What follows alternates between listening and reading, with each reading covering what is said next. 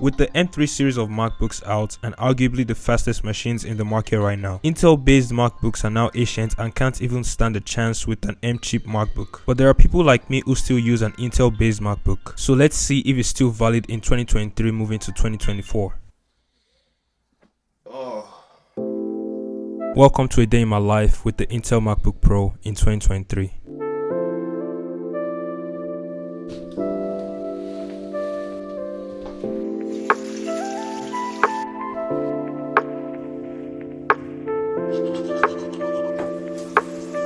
So, I had to rush through my morning routine because I have class by 9:30 a.m. and unfortunately there's nothing to eat for breakfast this morning.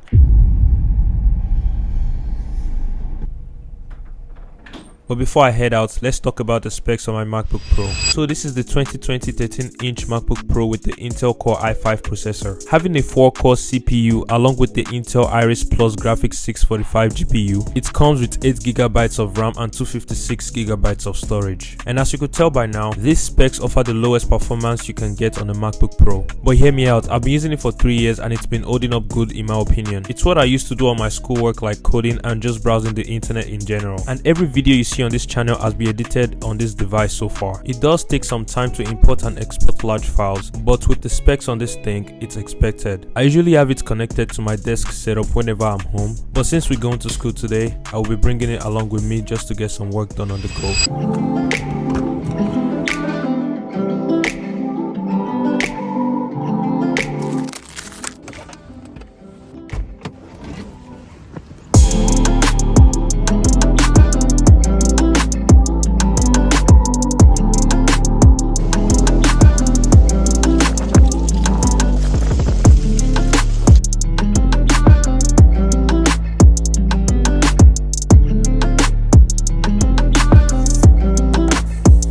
So after an hour drive to school, I got to class a minute early. I used the Touch ID to unlock my MacBook Pro and it worked smoothly. The battery on my Intel MacBook Pro was at 100%, which is good, so I opened the learning material for my lecture. The class I'm currently at is a data structures and algorithm class, and we are basically having a review on an upcoming exam for later this week.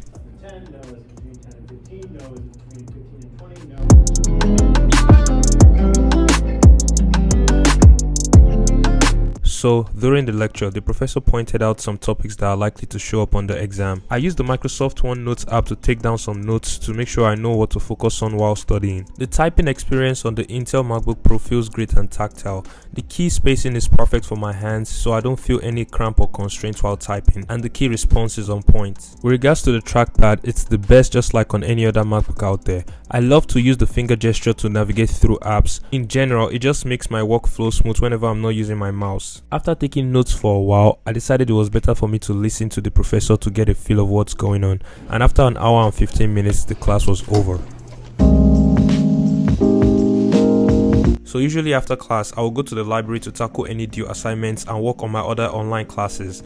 But I wanted to take a thumbnail for this video, so I stopped at this chill area to do that. I also took the time to edit the thumbnail on Adobe Express, which is a web-based editing app, and it didn't break a sweat. Also, since we're outside the school building and using the web, my Intel MacBook Pro was connected to the school Wi-Fi and it worked perfectly. Now, I usually don't get Wi-Fi connection outside the building when I'm using my phone, so this shows how powerful the Wi-Fi connection is on the MacBook. The screen on the Intel MacBook Pro is also great for working outdoors, thanks to the 500 nits of brightness, so you can see the colors and contrast clearly.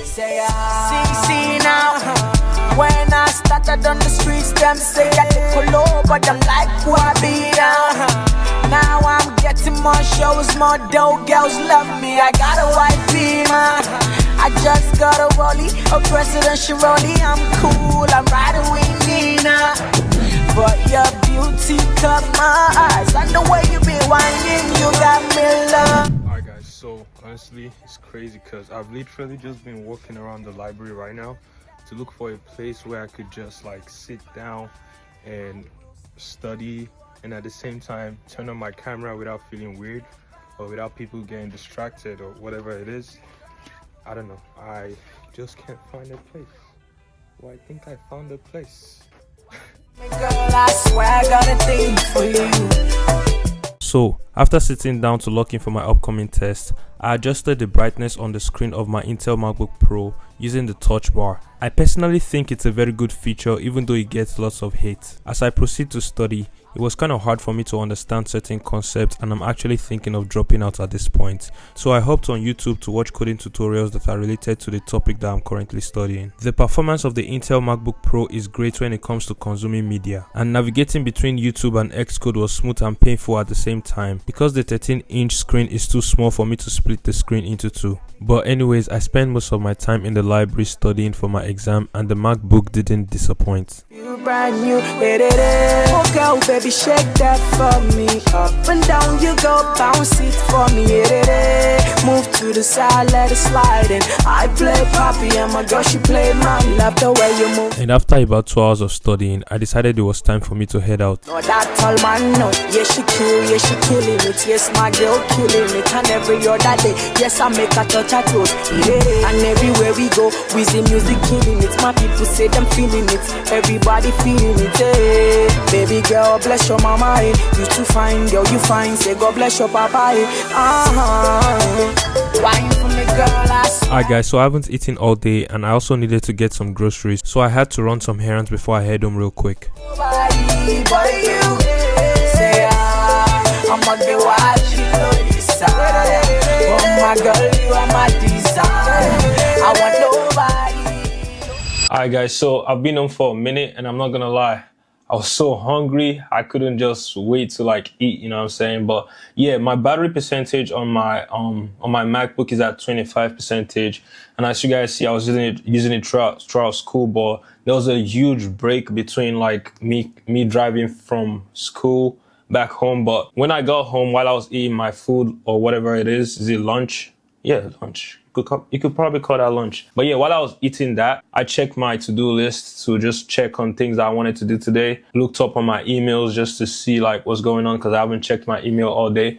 But then after that, I actually hopped on YouTube. Like I was checking out YouTube, watching random videos, funny videos, all that cool stuff. And yeah, I think that's what took a turn on the battery. Usually I would have it connected to my setup. Most of the time when I'm home, that's what I do. And I usually connect it through these dongle cables, but we have a package from this company called Minisopuru.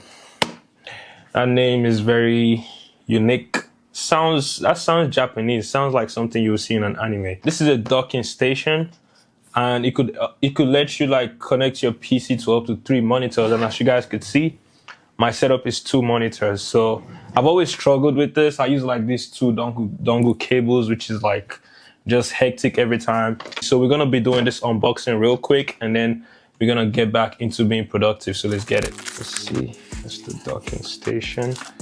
I actually thought it was gonna be bigger for some reason. Why did I feel like it was gonna be bigger? This is the power adapter. If you're using this docking station, you're most likely gonna have to connect it to the power source. Okay, it also comes with a USB-C. Alright guys, so I'm going to be installing this docking station right now. And the good thing is it actually matches. I don't know, I feel like it's gonna fit the aesthetics. By the way, I'm planning a desk setup video right now. Okay, we got the lights on. I finally get it to work. So what you have to do for this thing to work for more than one screen, so you don't have to like have all these dongles running around. So they gave this flash drive that has the information about it. So I just checked on the flash drive. It technically has this file that you have to install, and then when you install it and just enable it from your settings, I think that's what I did. Enable like display link manager from your settings. Alright guys, so this is definitely clutch. Like, it connects to my MacBook, multiple screens and all that stuff. But one issue I just have with it is that, check this out, my desk looked cleaner earlier. So what I'm gonna do is, I feel like it's a good product. I just need to like manage my space properly. And for me to do that, I'll probably have to do that on my desk setup upgrade video. So make sure you guys stay tuned for that video. So after setting up and testing the docking station, I had my Intel MacBook Pro connected to my dual monitor and started working on my homework. Having the Intel MacBook Pro connected to my dual monitor requires me to charge it, and this is how I have it 90% of the time. Now the issue with this is that the Intel MacBook Pro only has 2 Thunderbolt USB-C ports, so there is a limit to the accessories I can connect to it, and this is where my new docking station will come into play, so stay tuned for my desk setup upgrade. So I've literally just been studying like throughout today. I think it's about like 2 hours now. I'm not gonna lie. I periodically check my phone, social media and all this stuff. I'm not gonna lie, but it's currently 9:25 right now.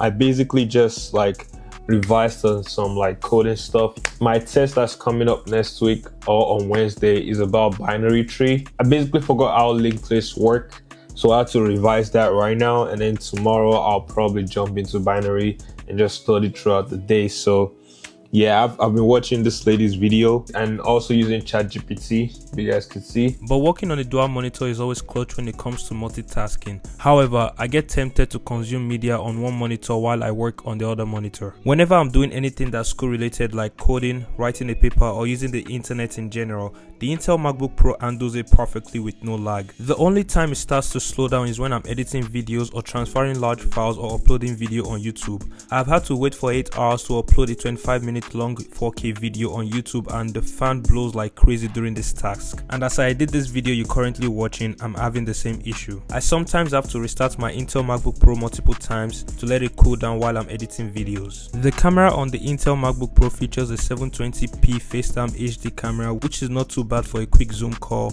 but I use my iPhone camera as a webcam to get a better quality. So my recommendation is that if you're looking for a device that handles basic to medium level tasks like schoolwork, browsing the internet or using word processing document apps, then the Intel MacBook Pro is perfect for all that. But if you are looking to do heavy work like editing videos or music production, then you might want to look into a MacBook that has an M chip in it. So for the rest of the night, I'm just going to work on my assignments, and I hope this video was helpful to you guys. So if you're feeling this video, make sure you like, comment and subscribe, and as always, I'll see you guys on the next one. Yaga.